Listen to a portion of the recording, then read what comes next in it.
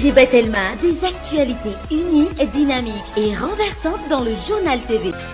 Algo manaraka ny Izo, Algo ny kalitao amin'ny vidiny mirary. Lolotranao ny fampalalam-baovao.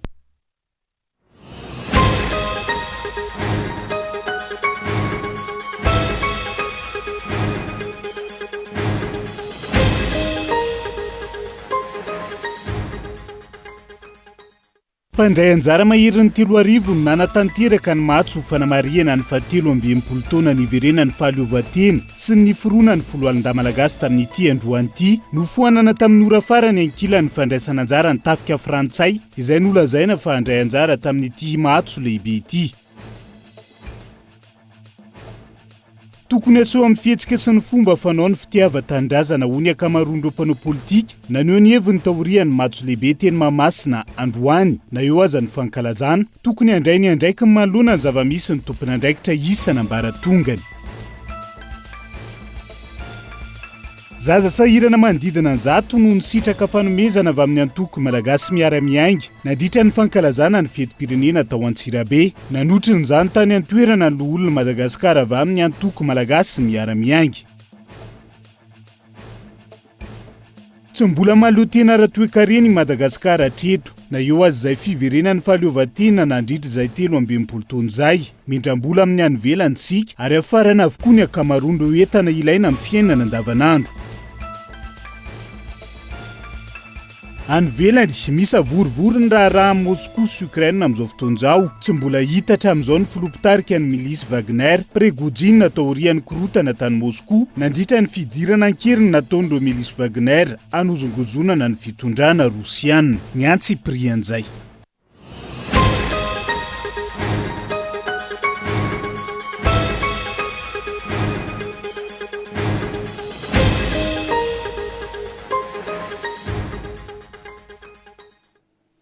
Enina amby roapolo jona 1700 enina amby roapolo jona 13 amby sy 4 arivo miarabantsika rehetra nahatratra ny 17 taona niverenany fahaleovan-tena ny Madagasikara tonga soa ato anatin'ny fotoana ny fampalalam-baovao ary manasanao ihany koa anaraka izany hatramin'ny afarany. Isantarantsika ny fampalalam-baovao amin'ity ala ity tontosandroany ity tsy amikanjany Barea Mahamasina ny alalona ampankalazana tamin'ny fomba ofisialy ny 17 taona niverenany fahaleovan-tena sy niforoana ny foloalindahy malagasy. Nisy nandritra izany ny fanatanterahana ny matso lehibe izay nahitana mpandray anjara mahery ny 3 arivo avy amin'ny vondrokely samy hafa tamin'ity androany ity nofoanana tamin'ny ora farany ankilany ny fandraisana anjara ny tafika frantsay izay nolazaina fa natrika an'ity matso lehibe natao teny Mahamasina tamin'ity androany ity tsy fantatra mazava ny anton'izay tsy fahatongavan'ireo tafika frantsay sy ny antony nanafoanan'izay tamin'ity androany ity. Henri Florian Pirana Irmanjaka. Manodidina tamin'ny 7 sasany maraina no nanomboka tamin'ny fomba ofisialy ny fankalazana ny 17 taona niverena ny fahaleovan-tena ny Madagasikara sy nijoro ny foloalindahy malagasy tetsy amin'ny kianjan'ny Barea Mahamasina tamin'ity androany ity. Loha hevitra no safidina tamin'ity taona ity ny hoe malagasy mirahina, Madagasikara mandroso. Ny filohan'ny Repoblika no nitarika ny lanonam-pankalazana tamin'ity androany ity amin'ny mahafiloha faratampo ny foloalindahy ny tenany. Tsy nisy kabary politika fa fiarabana ny vahoaka malagasy sy ny foloalindahy nahatratra ny androandroany no natao ny filo Andrajoel nandritra ity fotoanandroany ity. Enina amby roapolo jona 13 sy 4 arivo mankalaza ny 17 taona niverenany fahaleovan-tena i Madagasikara koa miarahaba ny vahoaka malagasy tsy vakivoly tratrany Asaramanitra androany ihany koa isika dia mankalaza ny 17 taona nijoroany ny foloalindahy malagasy.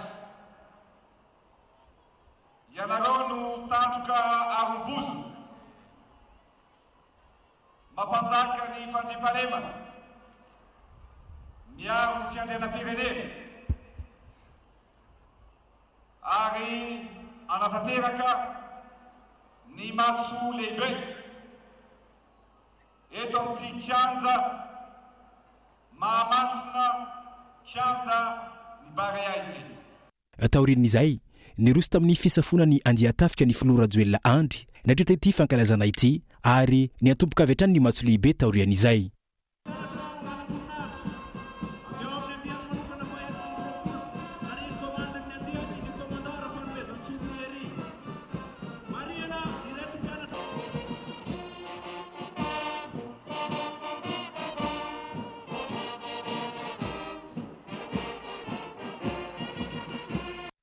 Na efa voalaza ny komity mpikarakara ny fankalazana ny fetiny 4 jona aza ny farany herinandro teo fa ho isan'ireo andray anjara amin'ny matso lehibe ny solon-teny ny tafika frantsay no fanana tamin'ny ora farany izany ankilany na efa sasany andro avokoa aza ny rehetra ary tsy nisy filazana manokana ho antony nanafanana izany tamin'ity fotoana ity. Na izany aza ireo mpitandro filaminana malagasy avy amin'ny vondrona isan'ny tokony ihany no nandray anjara mivantana tamin'ity matso lehibe ity.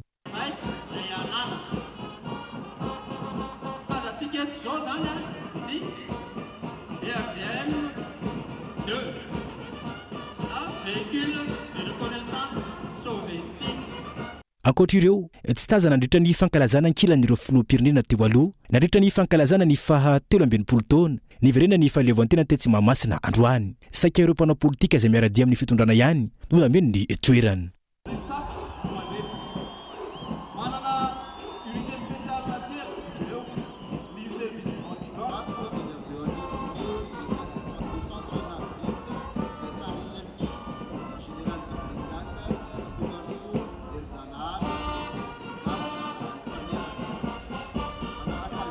Isan'ny ny fiantohan'ny sainy maro androany ny fahitana ireo karazana andiatrafika maro samihafa izay natao hiaro ny vahoaka sy ny fananany sy ny fampirantiana ireo fitaovam-piadiana mahery vaika sy ny maro samihafa.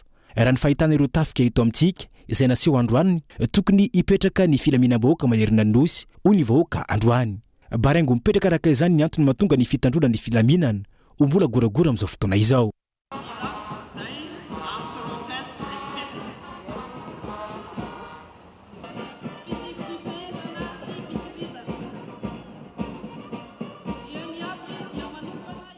Naharitra ora maro araka izany ny matso lehibe tamin'ity androany ity tetsy amin'ny kianja ny Barea Mahamasina izay nahitana ireo tafika antanety sy anabakabaka maro samihafa.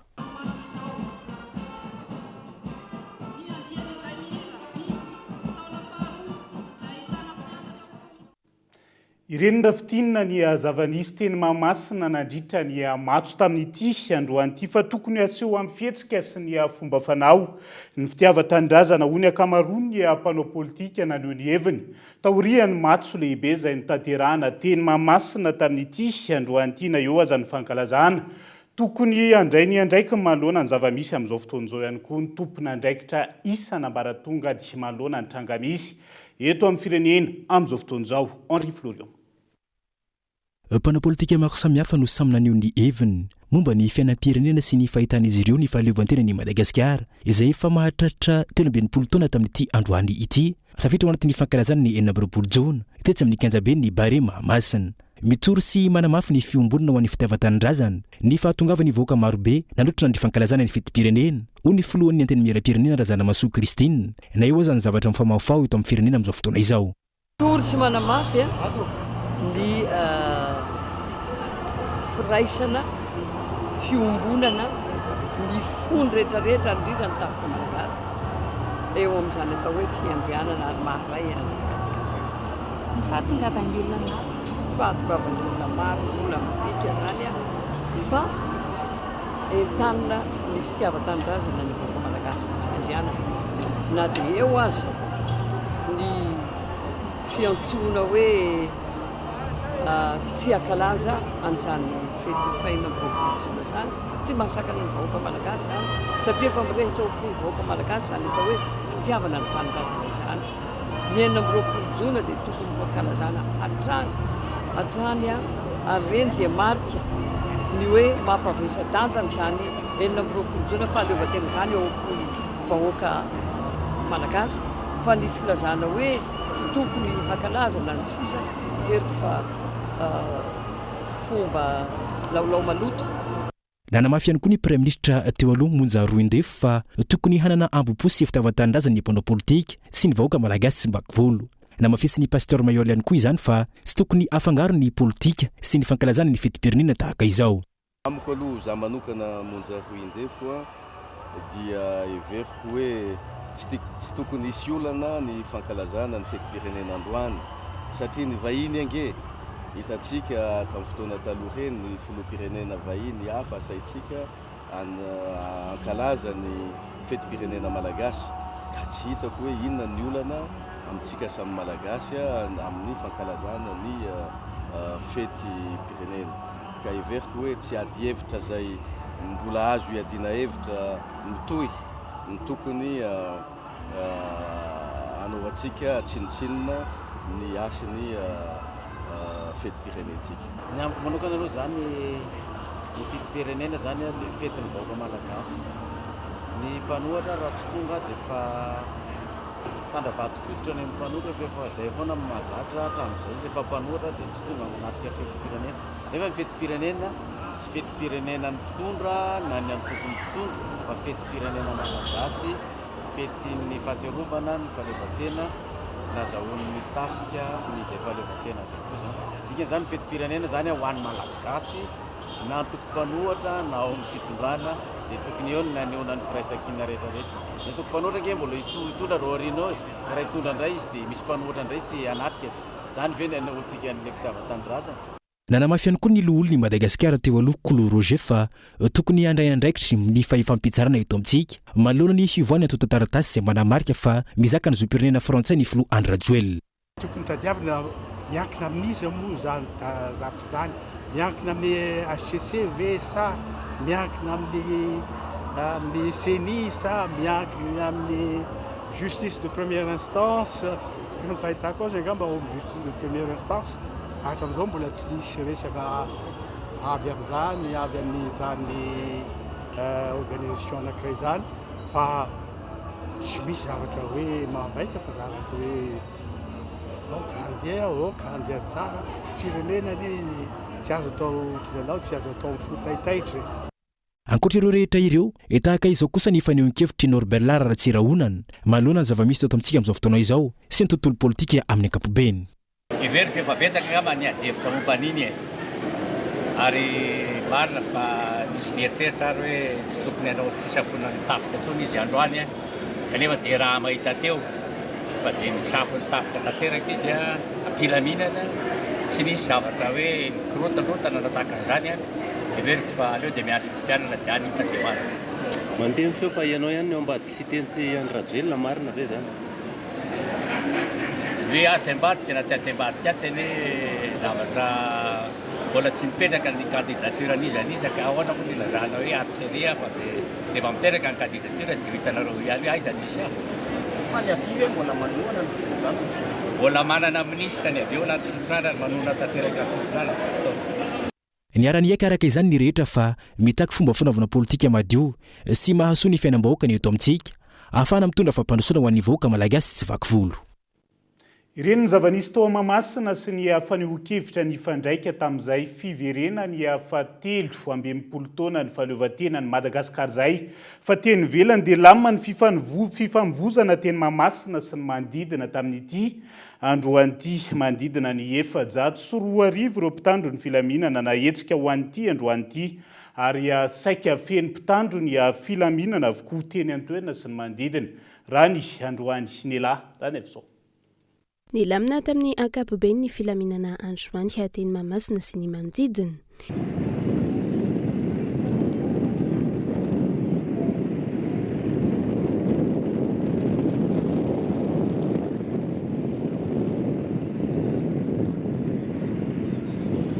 Nirindra avokoa ny filaminana ary tsy nisy ny fitohanan'ny fiara, nisy ihany koa fa ny lalana tapaka nanodidina ny hakianjan'ny bariera ny fanazavana, saingy misy ny fandaminana izay napetraka mifanaraka amin'izany. Ka mahita amin'izao fa miantrana ny mpitandro filaminana ho an'ity androandroany ity izay akalazana ny fetim-pirenena eto Mahamasina moa zany ny anatanterahana ny matso sy ny événement izay natokana ho an'ny androany.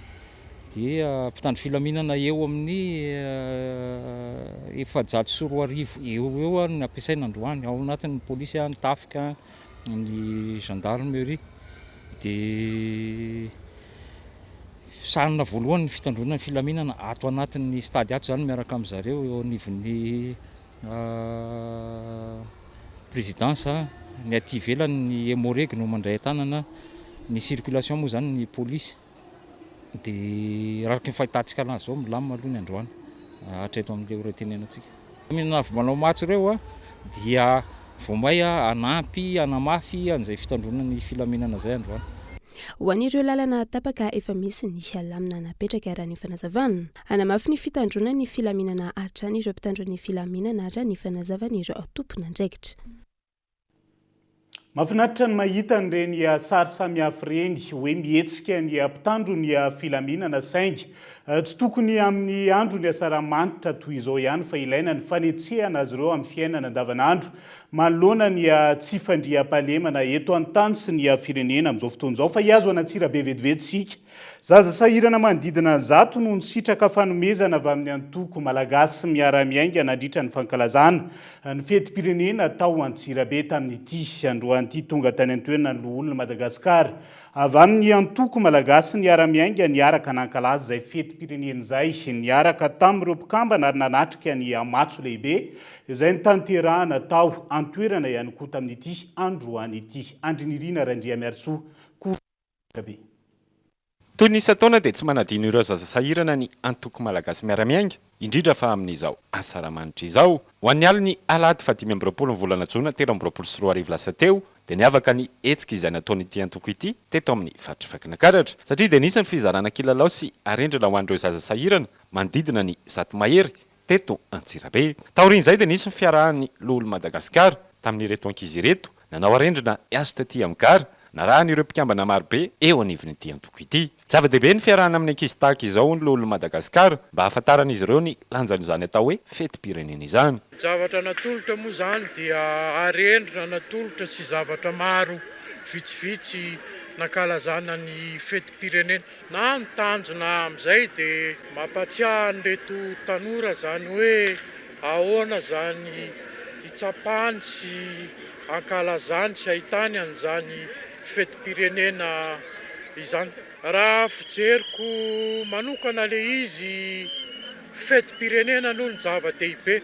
Resaka mikasika ny firenena avelolo ilamina dinihana rehefa vita izay fankalazana izay. Za maniry hoe ahita faliana sy ilamina ny firenena dia androso mandrakariva Madagasikara. Fenao faliana tanteraka ireo zaza sy ireo ray aman-dreny izay nisitraka ireo fanomezana avy amin'ny antoko MMM tamin'ity fankalazana ny fetim-pirenena ity. Arendrina dia lazera dia labzy dia misaotra betsaka ny senatera zany nanolotra ho an'ilay vahoaka majinika an'Antsirabe. Afa-po tamin'ny fanomezana. Falibe anefa nahazo arendrina aby hatramin'ny zanaka hatramin'ny kely indrindra ka hatramin'ny lehibe indrindra. Mbola tsy nisy ohatr'izao teto an-tanàna an'Antsirabe raha tsy voasambany tamin'ity taona ity dia tena falo ny fonay fa afa-po anefa dia misaotra tompoko.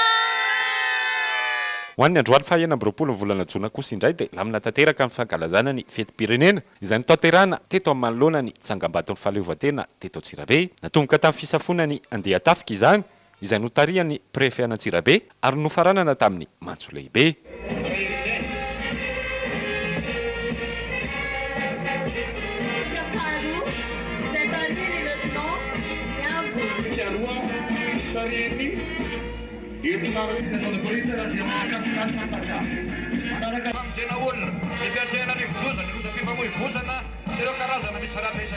Araka izany dia azo lazaina fa nilamina amin'ny ankapobeny fankalazana ny fetim-pirenena teto amin'ny faritra Vakinankaratra tamin'ity taona 2024 ity. Fa teo anoloan'ny lapan'ny tanàna ny Mahajanga no nanaovana ny lanonana fanamariana izay fa 13 taona niverena ny fahaleovantena izay tao amin'ireny vohidrim-boeny maraina teo. Nisy ihany koa ny matso lehibe izay nandraisan'ireo mpitandro ny filaminana anjara mpianatra sy ny fikambanana isan-tsokajy ny tany Mahajanga. Teo ihany koa ny fanomezan'ireo olom-pirenena ny medaly sy ny maribonay pirenena. Anja Robert Kolo Mahajanga.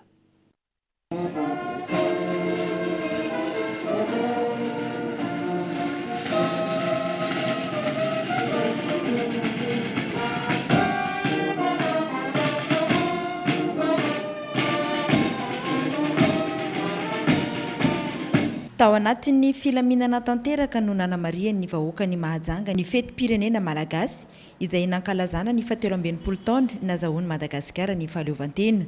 Toy ny mahazatra dia eo anoloan'ny lampan-tanàna ny Mahajanga no tanterahana ny lanonana rehetra izay notarina Andriamatoa prefet ny Mahajanga.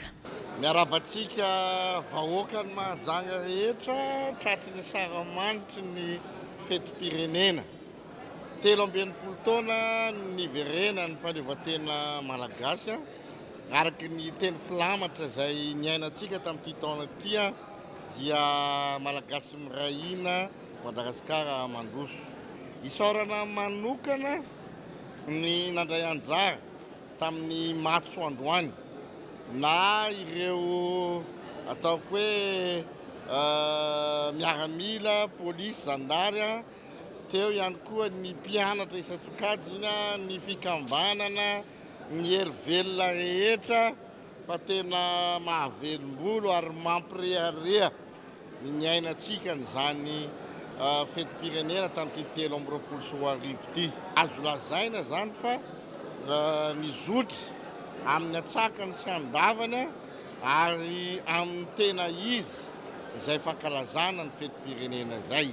Ho an'ny teto Mahajanga manokana dia efa tao anatin'ny andro maromaro no nisian'ny fiaramentana tamin'ny fanamariana ity fankalazana ny fetim-pirenena malagasy ity, toy ny diabe, ny fanadiovana teo anoloan'ny lampan-tanàna, ny fitaom-pivavahana iraisam-pinoana, ny podium ka amin'ny ankapobeny azo lazaina ho fety ny herendoza ny fankalazana ny fetim-pirenena. Raha ny ataoko hoe taremarika sy ny vaovao azinay dia azo lazaina koa fa ny herendoza tanteraka tsy na inona loza taria na tatia zany fankalazana ny fetim-pirenena zany fa niezaka isika ary nanao fety sambatra.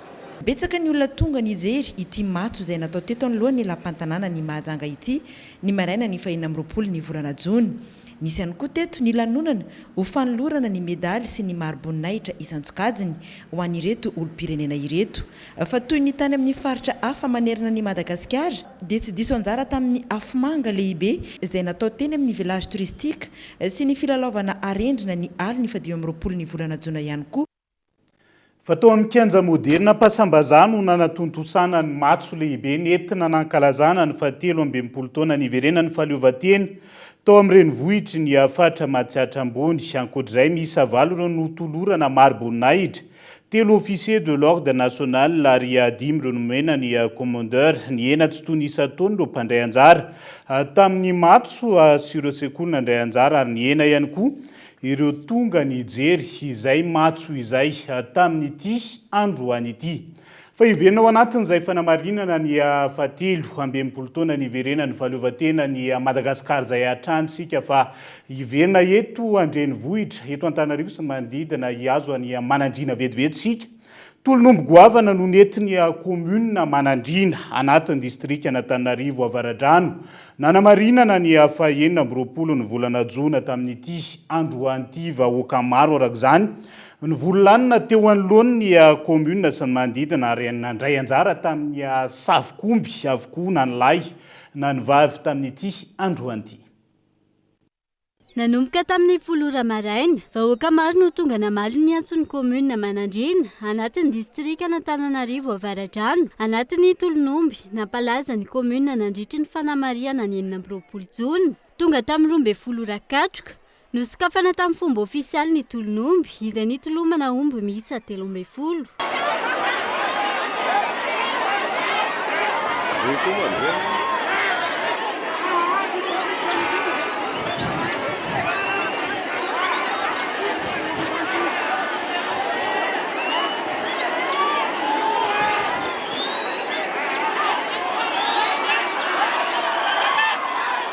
Ipok'olona avokoa araka izany ny commune sy ny manodidina na isan'ny fialamboly azo lazaina ho maherisetra ary tsy natokana ho an'rehetra aza ny savikomby, tsy nitazapotsiny ireo mponina tao Manandrina. Nandray anjara ny rehetra, indrindra ireo vatan-dehilahy, nandritra ny ora maro natanterahana ny tolonomby.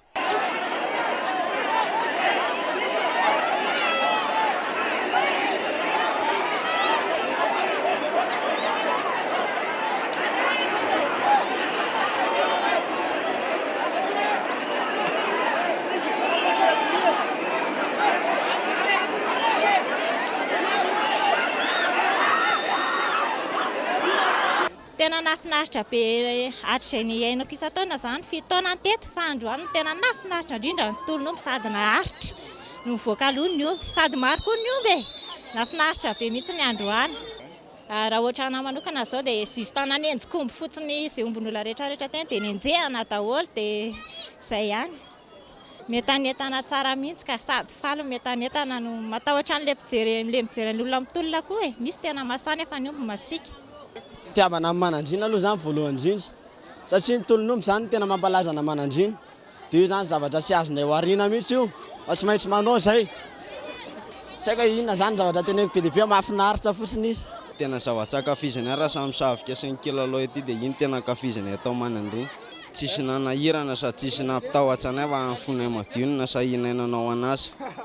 Aorian'ny fitoloman'omby irosona ny famonoana azy ireo ary zaraina ho nofikena amin'ny tapiavanana ho an'ireo mponina sy ireo fikambanana nandray anjara samihafa. Androany isana n'olotra omby atao nofikena amin'ny tapiavanana indrindra ho an'ireo mpikambana atao amin'ny distrikana Antananarivo Avaradrano ny antoko malagasy miara-miainga. Isan'ny kolotsaina lovaina tamin'ny tao aloha zany tolon'omby zany dia ataony zanaka manandrina foana zany tolon'omby zany isaky ny andro fandroana tahaka izao. Eo amin'ny 30 olona omby teo no tolomin'ny androany. Izy io dia samy fidy omby fianakaviana anankiray na koa fikambana anankiray dia alefa ho tolomin'ny vahoaka ray amantolo. Tsy misy akory salangan'olona hoe afaka mitolona na tsy mitolona fa dia ny mpony mandray ray amantolo dia afaka mitolon'omby rehetra izay omby miditra eo zany. Dia rehefa vita ny tolon'omby eo amin'ny telotelo eo dia ino no vonina ilay omby ary avy eo dia atao nofikena tapiavanana zaraina ho an'ny fianakaviana sy ho an'ilay fikambana anankiray ilay izy. Satria anisan'ny teny filamatry ny atoko dia ny hoe izay manoro lalana mahitsy mamindra aina ny tazominay izay firehan'izay satria zava-dehibe zany indrindra ho an'ny asa fampandrosoana dia nanao ezaka manokana mihitsy ny atoko malagasy miara-miainga eto mba hanao nofikena amin'ny tapiavanana ny tanana an'ireo mpikambana. Tsy vitan'ny mpikambana ihany fa nisy ihany koa na olon-tsotra raha dia niraisinay an-tanana satria izay ny tanjona moa hoe ny fanohana ifanampy ary ara-entana hitondra fampandrosoana eto anivon'izao firenena tsika malalantsika izao. Ankoatra ireo mponina avy ao manandrina tonga nanotrona ity savikomby nampalaza ny komuna hatrizay ity ihany koa ireo zanaka manandrina monina miasa sy mivelona ivelan'ny komuna. Izy ireo izay nanamafy ny mahazava-dehibe ny fanatrehana ny tolon'omby ao manandrina mandritry ny asaramanitra toy izao ho fiaraha-miombina hatrany amin'ny manandrina na eo aza ny elanelana teraky ny fitadiavana amin'ny andavanandro. Tsy vitany kely vovokaina sy ny tsy manana fahasahiny reny savikomby reny fa nitambatra teny anivo ny distrika avokoa tamin'ity androany ity nanamarian'ireo komuna maro manodidina Antananarivo renivohitra ny 20 Jona. Isana ahitana fankalazana miaraka ho an'ireo komunam-polony anatin'ny distrika Antananarivo Avaradrano ny teny Sabotsy Namena izay nahitana matso nandraisan'ireo herivelona rehetra anjara. Teny Sabotsy Namena no nanamariana ny 20 Jona ho an'ireo komunam-polony ao anatin'ny distrika Antananarivo Avaradrano androany. Isana mpiavaka ny lanonana ny matso goavana izay nandraisan'ireo herivelona rehetra anjara.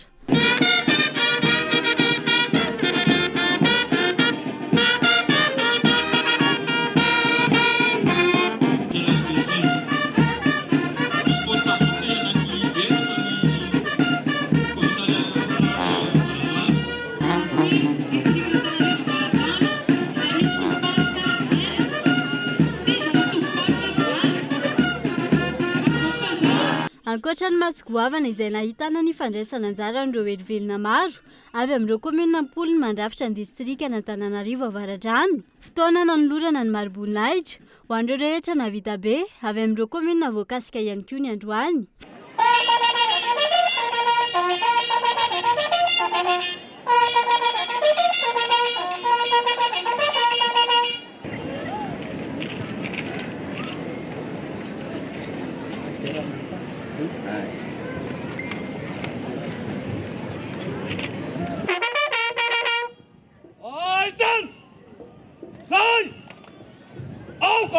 Mitovy amin'izay ihany koa ny fanamariana ny 20 Jona ho an'ireo komuna maro ao anatin'ny distrika Nambotra Atrimo fotoana izay nanolorana ireo komuna mendrika amin'ny fitantanana sy fampidiran-ketra maroboninahitra ihany koa. Ny androany zany dia tety anivon'ny distrika ny nankalazana azy.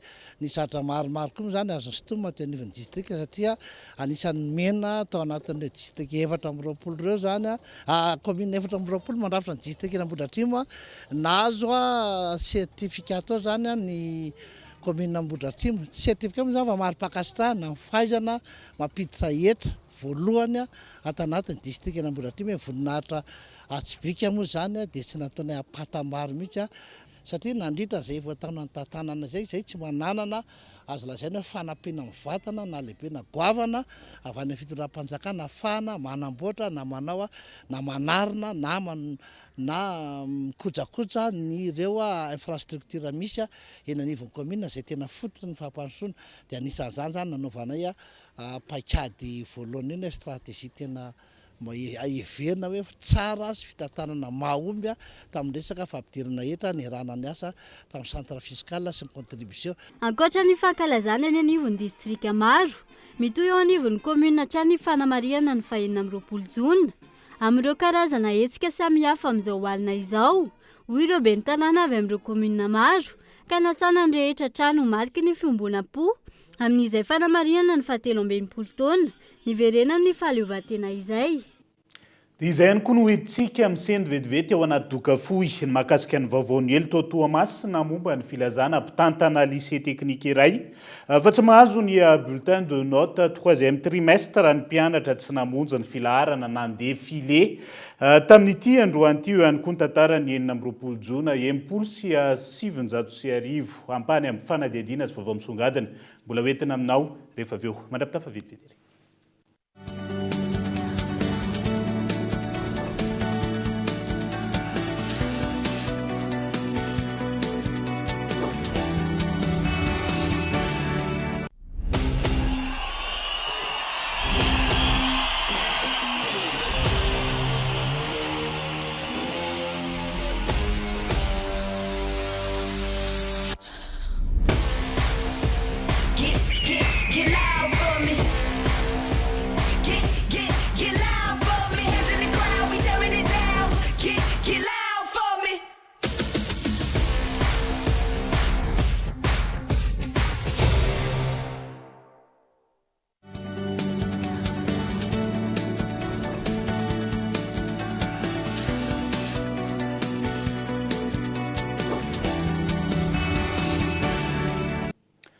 Mamenina ny araba tombo klasy tombo vavy tonga soa indray atao anatin'ny tapany faharoa amin'ny fampalalamba-vao an'ity ala ity. Isan'ny tarantsika izay dia tokony hanao ezaka ny malagasy isam-batan'olona amin'ny fampaleovan-tena ny fanjifana. Manoloana ny farefony ny fari-piainany tsirairay amin'izao fotoana izao ireo fikambanana miaro ny azon'ny mpanjifa. Ao Toamasina tamin'ity androan'ity tokony modely ihany koa ankilan'ireo mpitondra fanjakana amin'ny fampaleovan-tena tanteraka ny firenena amin'ny lafiny maro. Erinora zafiny manana kolo Toamasina. Vitsikely ny isan'ireo mpianatra tonga nanatanteraka ny famerenana na ny répétition an'ilay filaharana na ny défilé izay aseho am-pahibe maso amin'ny manam-pahefana sy ny vahoaka malagasy izay mpanotrona mandritra ny matso lehibe eny amin'ny arabe ny fahaleovantena. Ny taraina tamin'ny tompona andraikitry ny sekoly ny solotenan'ireo mpianatra manoloana io fahavitsiny ny mpandray anjara io. Nahatonga anazy le hoe tsy maintsy milahatra izy raha vao tsy milahatra tsy mahazo bulletin satria vitsikely le mpianatra tonga nanao répétition dia manjary mitsanga menatra zany le surveillant. 13 taona nahazahoana ny fahaleovantena ny Madagasikara. Antsoratra ihany anefa no nandraiketana izany fahaleovantena izany izay ankalazaina isaky ny 20 ny volana Jiona izay fety maresaka tokoa mba ho fanomezam-boninahitra ireo namoy ny ainy tamin'ny fitakiana ny fahafahana manoloana ireo mpanjanaka. Fahaleovantena marofy anefa no misy amin'izao fotoana izao raha ny fanaohekevitry ny mpiaro ny zon'ny mpanjifa aty amin'ny faritra Atsinanana. Raha ny hoe fahaleovantena pirenena mitahany fanjifana sy ny zavatra misy izay iainan'ny mpanjifa manontolo angamba ny tena misy azo lazaina hoe mbola marofy angamba ny azo ilazana anazy satria mbola ao anatiny hoe manano sarotra ny malagasy isam-batan'olona eo amin'ny resaka fanjifana. Azo lazaina hoe mbola tsy mahaleo tena tanteraka zany fa kosa no ireo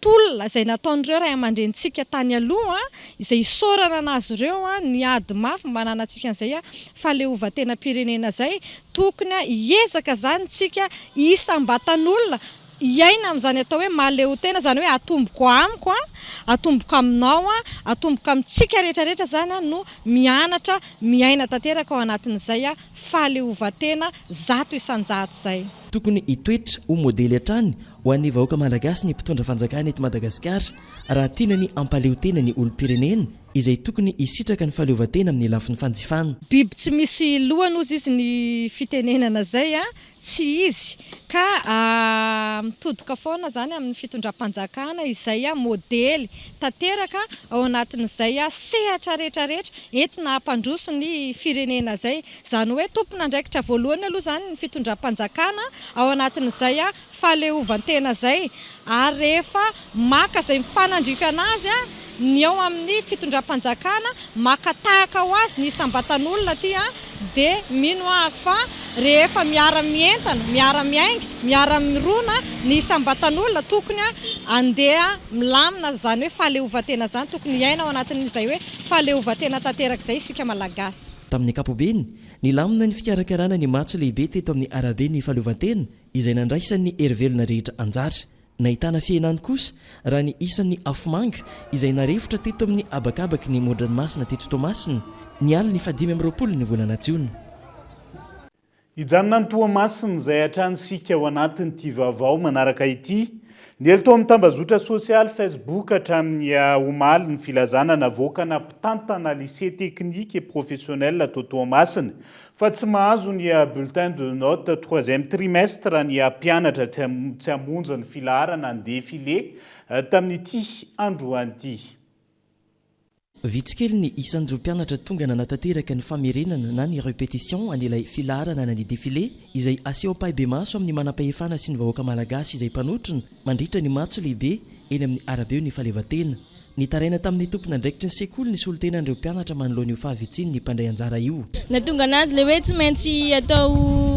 maintsy milahatra izy raha vao tsy milahatra tsy mahazo bulletin satria vitsikely le mpianatra tonga nanao répétition dia manjary mena mitsanga menatra zany le surveillant satria ozy ny hoe raha ohatra zao rehefa poly mantsy ny mpianatra ilaina tamin'le filaharana teo dia vitsikely tsy ampy folo zay nanao répétition dia nitaraina tamin'ny surveillant zay hoe ahoana zay tsy ampy folo nefa zay nanao répétition nefa polo ny ilaina dia zay ny nanao affichage ny surveillant sy ny proviseur-nay hoe allo atao hoe zay tsy tonga zany dia tsy mahazo bulletin 3e trimestre fa nefa le izy tsy hoe tsy mety tsy mahazo fa fampitahorana kely fotsiny dia zany natonga ny androany lasa be dia be sy matahotra hoe tsy hahazo bulletin fa le directeur général any indray efa tonga teo fa laza izy hoe mahazo bulletin daholo tsy fampitahorana reny ozy izy fa tsy hoe aizako ozy nareo dia tsy hahazo bulletin. Ny ohatra ny 7 izay isa tsy maintsy tratrarina tamin'ilay défilé ny isan'ireo mpianatra avy ao amin'ny taona voalohany sy taona faharoa tonga nandray anjara. Misy amin'izy ireo izay tonga noho ny tahotra ny tsy hahazo ny bulletin de note, misy ihany koa nefa tonga an-tsitrapo. Famondraisan'ny mpianatra an'ilay filazana hitako zareo tena natahotra aloha zareo hoe zany antony nahatongavan'zareo ty dia lasa be lehibe zareo tonga ty fa izy indray aloha tsy manina fa zareo ohatra na aloha zao an-tsitrapo fa ny sasany le fatahorana an'le bulletin zay ihany nahatongavan'zareo aty. Ora vitsy taorian'ny pariany ilay filazana tao amin'ny tambajotra serasera no efa tsy tazana teo amin'ny takelaka fametahana filazana mahazatra tao amin'ny tokotany be ny lycée technique et professionnel teto Toamasina intsony ilay fampahafantarana. Ny safidiny angina ny tompon'andraikitra rehetra misahana ny fampianarana teknika aty amin'ny faritra Atsinanana manoloana io tranga io rehefa nanontaniany ny mpanao gazety. Araka ny resaka eny dia fitsipika fifampifehezana anatiny no antony namoahany tompon'andraikitra ilay filazana.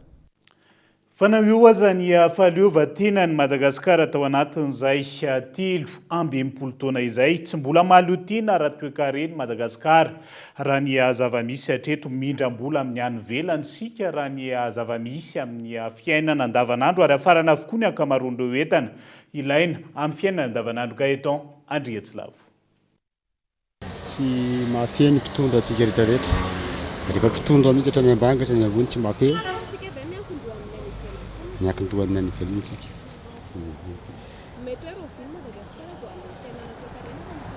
Ny am'zafin-dohalika angano.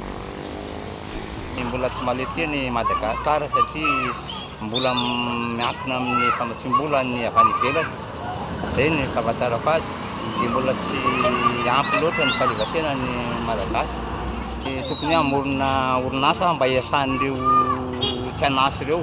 Raha ny tokony tena izy satria betsaka zany tsy anasa ny eto amin'ny firenentsika. Tray mindrana foana nefa ny fiainam-bahoaka tsisy dikany. Isaky minetsika mindram-bola nefa ny fiainam-bahoaka tsisy dikany mihitsy e. Tahaka izay ny faneho-kevitry ny olon-tsotra raha nanontaniana ny fahaleovantenan'ny Madagasikara ara-toekarena. Namaleo tena amin'ny lafin'ny fitantanana amin'ny ankapobeny aza ny firenena, teboka maromaro no mbola iankinan-doha amin'ny firenena hafa. Isan'ny maneho ny fiankinan-dohany amin'ny any ivelany, ny amin'ny lafin'ny toekarena ohatra, ny fandraisana anjara ireo mpamatsy vola vahiny amin'ny fampandrosoana ny Madagasikara, tahaka ny famatsiana vola ireo tetikasa samihafa. I Madagasikara izay mbola tsy afaka miala amin'izany ankehitriny noho ny tsy fampiny ny volam-panjakana, oharina amin'ny tetikasa mpampandrosoana samihafa, ka saina tanterahana sy efa notanterahana. Miainga amin'ny fampiroboroboana ny sehatra ara-toekarena rehetra no ahafahana tsy miankin-doha amin'ny any ivelany intsony. Voakasika izany ny sekteur tertiaire na ny sehatry ny varotra sy ny tolotra omena, ny sekteur secondaire na ny indostria, ary ny sekteur primaire na ny sehatry ny fambolena. Ny fampiroboroboana ireo sehatra asa ireo no ahafahana mamorona asa ho an'ny tanora malagasy. Ny tsy fisian'ny asa izay miteraka fantrana ho an'ny firenena, miteraka tsy fandriampahalemana sy ny maro hafa. Na izany, anjaran'ny fanjakana ihany koa no manavao sy manatsara ireo fotodrafitrasa ahafahany vokatra mihodina ka hanatsara ny famokarana sy ny toe-karem-pirenena. Fa tsy diso anjara tamin'ny fanamariana izay fa 13 taona niverena ny fahaleovantena ny Madagasikara izay ihany koa ny faritra vadivavy. Androany teo amin'ny kianja vadivavy no nanatanterahana ny matso lehibe tany antoerana isan'ny nampiavaka ny fankalazana. Ny fanolorana maro-boninahitra sy maro-pankasitrahana no ny asa natao ho an'ireo olona izay voakasika izay. Kaeton Andriatsilavo. Teto amin'ny kianja vatovavy no nanatanterahana ny matso lehibe ho fankalazana ny 13 taona niverenan'ny fahaleovantena teto Mananjary. Ireto ny parabe izay misikisiky manoloana antsika izao. Ka dia ny viavy aloha ilay afara. Ankoatra ny matso izay nandraisan'ny rehetra anjara, nisy ihany koa ny fizarana maro-boninahitra sy maro-pankasitrahana noho ny asa natao ho an'ireo mponina efa voatokana isitraka izany. Ihany koa dia manararaotra ny misaotra ny voaka ny Mananjary izay niara-ny entana tamin'ny fankalazana ny fetim-pirenena ity ka nanatanteraka ny maso androany. Misorona ihany koa ny tompona andraikitra sosokazany sy nisy ambaratongany nanao ny aina sy zavatra tamin'ny fanomanana rehetrarehetra araky ny tandriky fahefana sy ny andraikitra ho an'ny tsirairay. Dia mirary ny atratrarana ny 24 jona amin'ny taona 2024. Tamin'ity taona ity dia ny fanolorana ny maro-boninahim-pirenena, eo ihany koa ny maro-boninahitra fankasitrahana amin'ny asa izay natao toy ny medaly alimo sy ny medaille volafotsy. Nilamina amin'ny ankapobeny ny fankalazana ny fiverenan'ny fahaleovantena teto Mananjary ary samy nifety ampilaminana avokoa ny rehetra taorin'ny matso.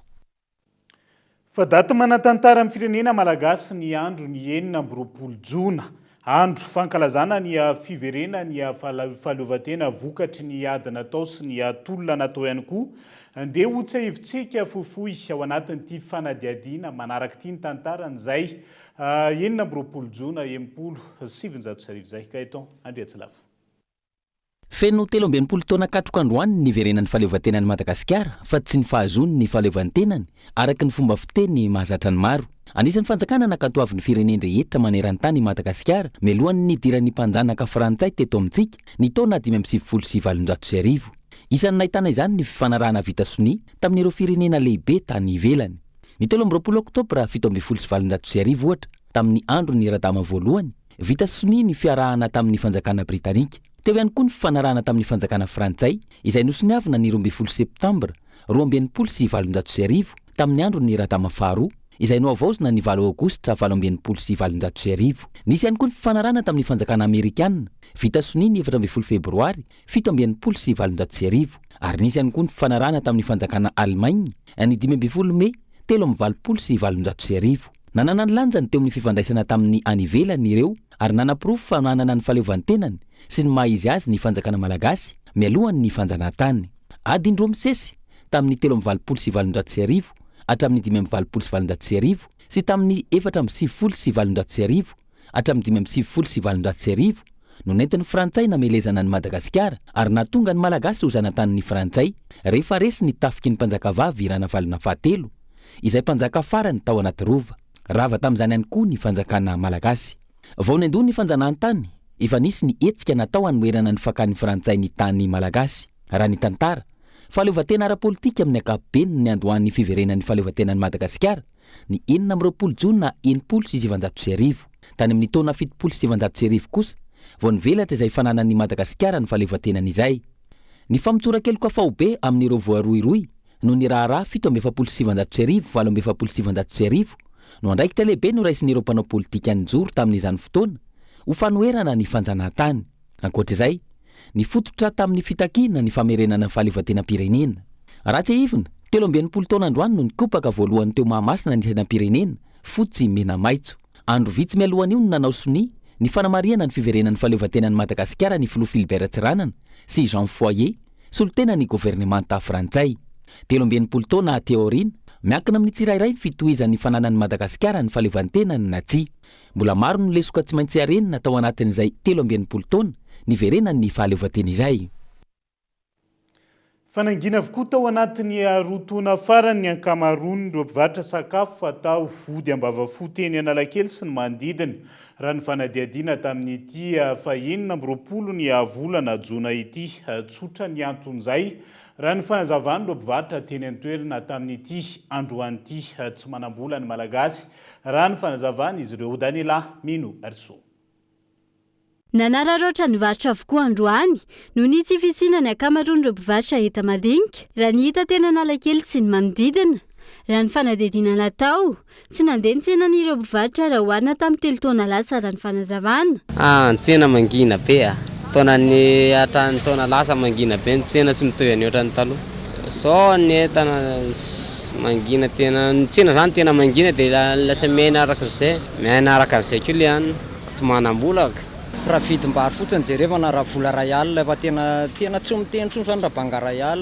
raha banga 500 nefa vidim-bary fotsiny raha vidy ianao raha mividy raha manana 10 menaka ianao hatrana tsy maintsy mitady 4 alina isan'andro zany ny lehilahy anankiray nefa tsy hitan'ny lehilahy anankiray zany lasa ady mivady ary le izy ao hatrano izay mihitsy ny antony ny tsena zany tena tsy hitako hoe ohatran'ny olona rehetra hoe mivatra dia vatra vadiko izao hitanareo tsisy nenenina amin'izao ny olona koa tsy manambola mihitsy ny olona tena za mahita hoe ny olona tsy manambola ho an'ireo mpivarotra ny masaka ankilany nandeha tsy toy ny andavanandro ny tsena tamin'ity androany ity raha oharina amin'ny isan'andro aloha zany dia tena hoe mba misy tsena amin'izao hoe misy olona zany nampitombo entana zany aloha amin'ny androany satria fety ny andro ny safidinay zany hoe hivarotra fa fety ny andro ny vola zany ilainy raha ny fanadihadiana hatrany tsy misy tsy mitaraina ny ankamaroany ireo mpivarotra noho ny tsy fisiana ny vidim-piainana izay tsy mitsaha miakatra hatrany amin'izao fotoana lafombavao hafa tonga nanolotra boky ho an'ny lycée Fanantara Ambohitsara Est ny commune Mananjary izay notariany ben'ny tanàna tamin'ity androan'ity fanolorana boky tafiditra anatin'ny fankalazana ny faharomby 10 taona izay niorenan'ny sekoly Gaëtan Andriatsilavo boky avy amin'ny fiara-miasa avy any ivelany no natolotra ny ben'ny tanàna ny Mananjary ho an'ny lycée Fanantara Ambohitsara Est Cisco Mananjary Draine Vatovavy nandritra ny fanokafana tamin'ny fomba ofisialy ny faharomby 10 taona ny lycée mbola maro ny fanampiana sy ny tolo-tanana ilain'ny sekoly hoy ny ben'ny tanàna ka hanaovana antsoavo amin'ireo malala-tanana rehetra ny commune izay nampanantena ihany koa fa anoana hatrany ny lycée ankoatran'ny fitondrana boky moa zany androany fanohanana ny sekoly dia rahantsika mahita ny filana maro samihafa eto amin'ity lycée Fanantara ity ka dia manome toky sy mampanantena izahay fa mitondra an'izay tokony zaka sy ny manandrika fanohanana an'ity sekoly ity satria dia anisan'ny sanga ato amin'ny party adidem-pampianarany Mananjary ity lycée Fanantara ity fety aman-danonana samihafa no nanamarika ity fanokafana tamin'ny fomba ofisialy ny faharomby 10 taona ny sekoly ity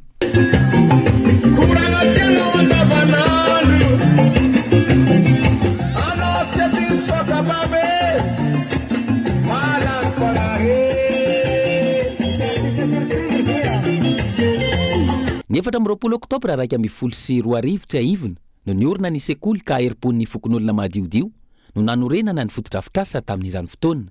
Mbola maro ankehitriny ny mpampianatra frama ao aminy.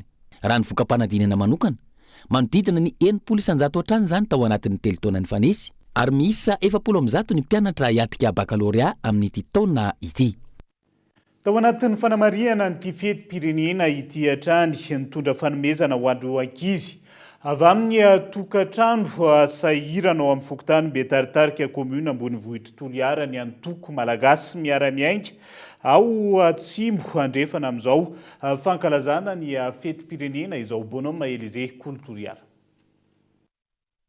Ankizy avy amin'ny fianakaviana marefo mahery ny 200 no nahazo fanomezana toy ny arendrina sy vatomamy avy amin'ny antoko malagasy miara-miainga ato amin'ny faritra Antsimandrefana amin'izao fankalazana ny fetiny nahazahoan'ny malagasy ny fahaleovantegna izao. Fanomezan-tanana no natao hampinana ny vesatra eo amin'ny ray aman-dreny. Aveto zahay amin'izao fankalazana ny fetim-pirenena zao nahatsapa fa mavesatra amin'ny ray aman-dreny ny fikarakarana ny kilalaon'ny ankizy nohony hasarotany vidim-piainana voalohany indrindra, hasarotany vidiny ireo kilalao ho an'ny ankizy ireo. Ka de nitondra zay voatsirambin'ny tananay zahay MMM Toliara ato amin'ny faritra Antsimandrefana, nitondra arendrina zaraina amin'ny ankizy, labozy miaraka amin'izay, bonbon miaraka amin'izay mba hampihinana ny vesatry ny ray aman-dreny amin'ny fikarakarana ny kilalaon'ny ankizy. Miezaka manandratra sy manome lanja ny vita malagasy ny antoko malagasy miara-miainga ka isan'ny antony ny safidianan'izy ireo ny arendrina vita malagasy. Ny zavatra hita ho an'i Madagasikara manontolo zany rehefa tonga ny 20 Jona dia tsy maintsy mitondra an'ireny afo reny zany hoe harendrina ho antsika ety an-drenivohitra fa raha any ambanivohitra dia mandresitra afo le olona. Zay ny fombany rehefa tonga ny 20 Jona satria isika malagasy dia andrianina ny tena fa ny olona fehezina dia asandratra ny maha-malagasy satria na ny anaran'ny zahay tongety ny fikambanana misy anay azy malagasy miara-miainga ary avy ety fotony dia tsy maintsy mampiasa ny vita gasy zahay. Velom-pisaorana ny mponina manoloana izao hetsika ataony antoko malagasy miara-miainga izao. Tozana mena nanomea fanampiana arendrina ho anakinay toko zay tena faly ilay fa nahazo arendrina fa tsy visasy zahay misozana mememla bevata arendrina zao tsy ny voavilinay fa zahay sahira mafy ka misaosa bevata ray aman-dreny falifaly zahay eto fa nahazo fisaky ananay. Nizotra ampilaminana ny hetsika izay nataony antoko MMM na ny malagasy miara-miainga atao faritra Antsimandrefana teto amin'ny fokontany Betaritarika komuna ambony vohitra Toliara. Maresaka irasan'ny pirenena misy vorovoro amin'izao fotoana ndrarahany Moscou sy Ukraine tsy mbola hita hatramin'izao ny filoha mpitarika ny milisy Wagner Prigozhin taoriany korotana ta Moscou nandritra ny fidirana ankeriny nataon'ireo milisy Wagner anozongozonana ny fitondrana Rosiana. Fanontaniana maro no tsy mbola nahitam-baliny manoloana ny ady eo amin'ny Ukraine sy Rusia amin'izao fotoana taorian'ny fidirana ny paramilitaire Wagner izay notarihan'ny Prigozhin tao Moscou. Raha ny zava-misy Somaly noverin-dalana ny milisy ny Prigozhin rehefa nikasa hanavotra ny vahoaka Rosiana sy tahaka ny rary no nietsika nataon'ny tafika Rosiana izay nahafaty olona tao amin'ny tobon'ny mpiady. Nisokatra ny fanadiadiana amin'ny samborana ny mpitarika ny Wagner taorian'izay. Tsy hitatra amin'izao Prigozhin mpitarika ny Wagner isan'ny fanontaniana mipetraka ny hoe aiza izy arina no anjo azy. Ahoana ny mikasika ireo paramilitaire tafiditra ao Moscou. Eo ihany koa ny mikasika ny fanoherana ataon'ny fitondrana Rosiana manoloana ny fikasana ny fanonganam-panjakana. Any Ukraine amin'izao fotoana ny ministry ny fiarovam-pirenena Rosiana miaona amin'ireo miaramila Rosiana. Tsy nahita tendra teo hatreto ny filoha Rosiana Vladimir Putin hatramin'ny zoma lasa teo. Tsy mbola nisy ny fanambarana aloha hatreto na ny vokatry ny fiaonany ireo tonta. Izany koa no hoentsika manakatona ny fampalalam-baovao tamin'ity ala ity ankasitrana ny fanjohinao ny fahita lavitra kolohatrany. Tao anatin'izay 3:20 minitra ny tondrana ny fampalalam-baovao izay ary amrary atsika rehetra samy tratra ny ampolo taona nitsingeringerina ao anatin'izay fanamariana ny fetim-pirenena malagasy izay hatrany. Manapitafa ho manaraka indray ary tombo klasy tombo vaveloma tombo.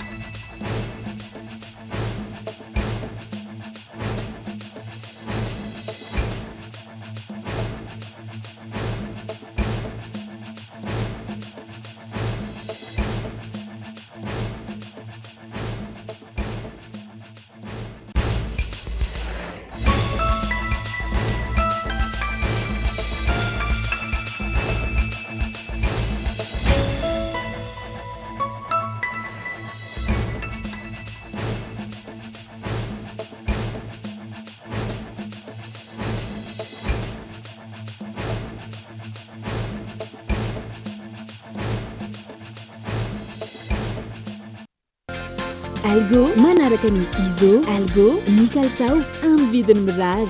Vous a présenté Ny Vavao. 5G Batelma, des actualités uniques, dynamiques et renversantes dans le journal TV.